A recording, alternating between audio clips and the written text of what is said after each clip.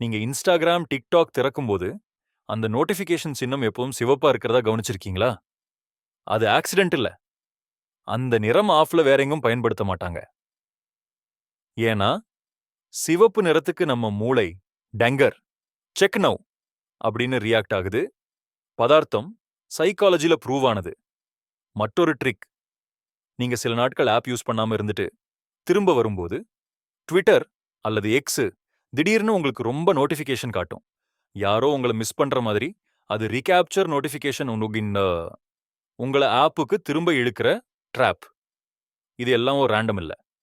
இதே கான்செப்ட் தான் slot மெஷின்ல use ஆகுது. நீங்க எப்போ ஜாக் போர்டு வண்டி கிடைக்கும் தெரியாத ட்ரில். அதை தான் ஆப்ஸ் ஸ்க்ரோல்ல யூஸ் பண்ணுது. நீங்க ஒரு ஸ்க்ரோல் கூட விட்டுற முடியாது. டிக்டாக், இன்ஸ்டாகிராம் எல்லாம் இன்ஃபினிட் ஸ்க்ரோல் உருவாக்கி உங்க கவனத்தையே பணமாக்கிக்கிறது. அதுக்கான சொல்யூஷன் என்ன? நோட்டிஃபிகேஷன் மியூட் பண்ணுங்க. ஆட்டோ பிளே ஆஃப் பண்ணுங்க. ஆப் ஐகானை மெயின் ஸ்கிரீன்ல வைக்காதீங்க. இந்த சின்ன சின்ன ஃப்ரிக்ஷன் தான் உங்களை மீண்டும் கண்ட்ரோல் பண்ணும். அவர்கள் உங்க அட்டென்ஷனை விற்கிறாங்க. ஆனா அதை திரும்ப வாங்குறது உங்க கையில தான்.